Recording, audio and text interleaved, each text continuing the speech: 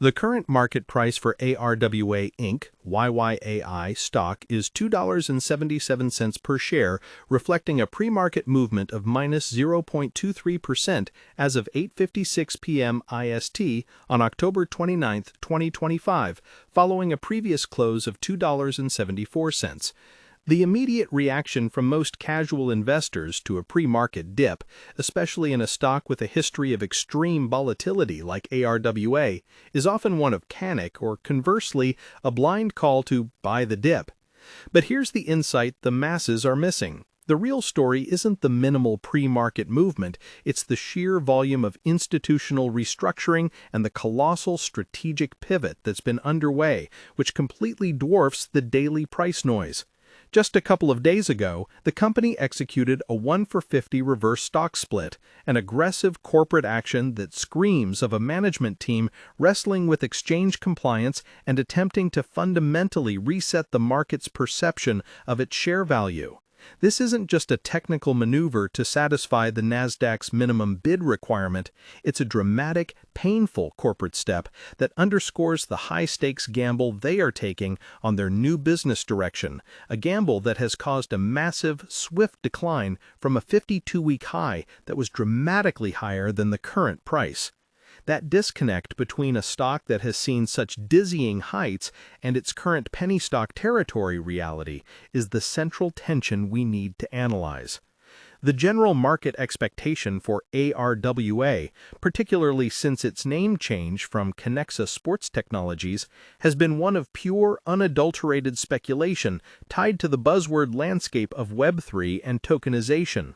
The narrative is, a former leisure tech company is transforming itself into a cutting-edge digital finance player, focusing on real-world asset, RWA, tokenization through its new AiRWA exchange. Investors hear terms like $30 million Solana token injection and tokenized U.S. equities, and they immediately price in the speculative future, hoping for that parabolic NVIDIA stock or Tesla stock-like ascent driven by a narrative shift. The reality, however, is that the stock has been a wild roller coaster, a textbook example of volatility that would make the most seasoned trader, even those using sophisticated interactive brokers' trading strategies, pause. Over the last month alone, we've seen a nearly 97% decline in value before the reverse split adjustment, which is a catastrophic destruction of retail investor wealth. This sharp, prolonged downdraft challenges the optimistic narrative, forcing us to ask, is the current price a reflection of a deeply discounted valuation that has overshot the risk, or is it the market correctly signaling that the operational hurdles of this pivot are far greater than the hype suggests? Looking at the recent stock movement, the institutional activity provides a more grounded picture than the retail-driven volatility. While the institutional ownership remains small, just 15 institutions collectively holding a minor fraction of the total shares, the holdings themselves are largely passive, with names like Geode Capital Management, XTT Topco, and Fidelity's own index tracking fund, specifically the Fidelity Extended Market Index Fund, FSMAX, holding positions. These positions are often the result of the fund's mandate to track a broad index, meaning they're holding the stock because it is still in an index, not because a portfolio manager has actively selected it. This is a crucial distinction. It suggests that there isn't a large, active institutional vote of confidence yet, which is exactly the kind of validation a highly speculative stock needs to stabilize. The low institutional engagement is compounded by the high retail float, which contributes to the manic price swings. For those who self-investing through platforms like Robinhood app or using simple online investment tools, the chart of YYAI has been a cruel teacher, demonstrating how quickly an aggressive move can reverse when there's no bedrock of institutional belief. The recent reverse split, while technically addressing the delisting threat, is another volatility event.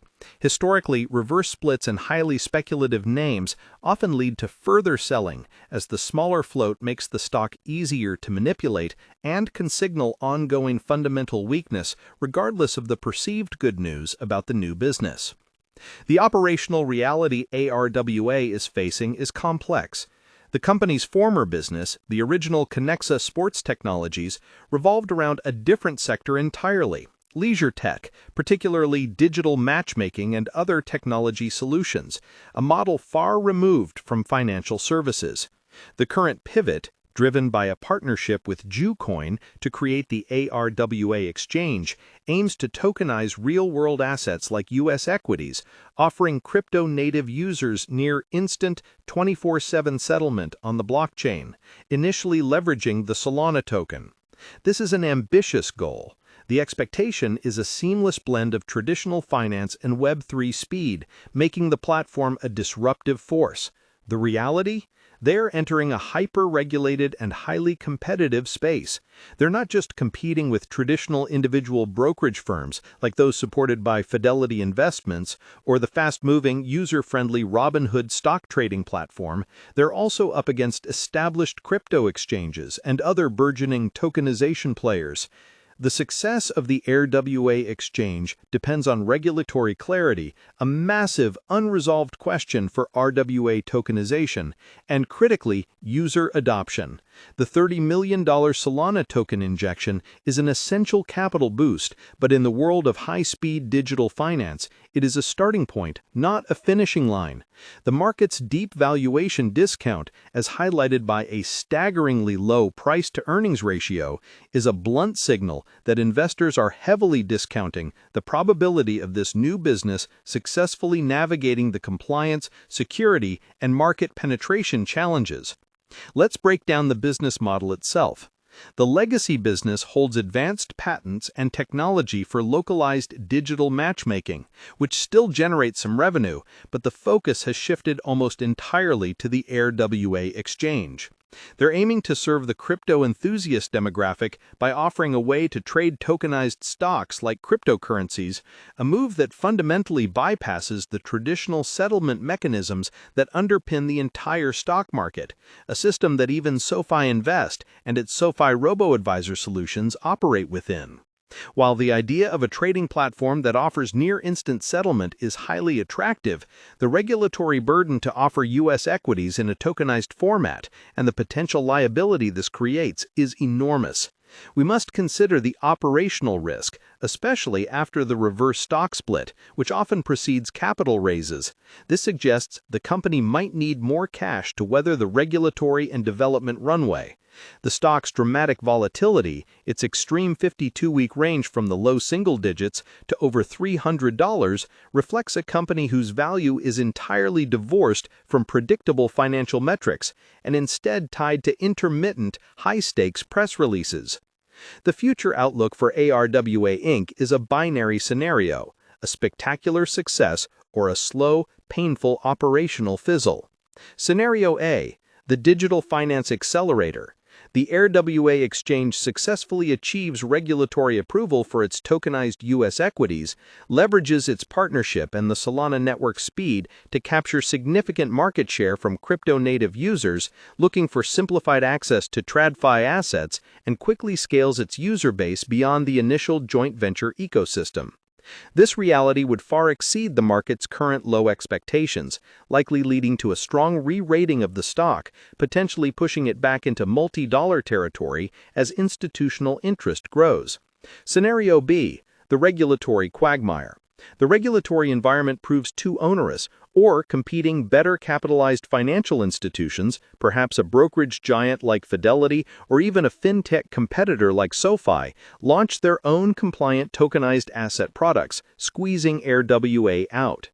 Furthermore, the high-volume trading the platform is designed for might struggle to materialize, or the constant technical and security demands of a 24/7 blockchain exchange prove too much for a company that is still fundamentally very small, with a current market cap that is minuscule. The extreme caution the market is exhibiting, as reflected in the low PE, suggests that investors are pricing in a high probability of scenario B. The risk is that the stock remains in the grip of retail speculators, making it an excellent vehicle for short-term trading, but a dangerous proposition for long-term holders looking for stable growth. When looking at the broader online investing landscape, AiRWA is a pure outlier. It's the antithesis of the stable, diversified approach one would take with a tool like Schwab Intelligent Portfolios or investing in well-vetted Fidelity ETFs. This is a high-conviction, high-risk proposition, which is why transparency in communication is key. The current expectation is that the RWA tokenization story is all upside. The reality check is that the path to compliance and large-scale user adoption in this space is littered with operational and regulatory pitfalls. The stock is cheap for a reason. The market fears the successful execution of the pivot. Before we finish, I want to hear from you. The tension between the promise of Web3 and the practical realities of finance is the core of this discussion.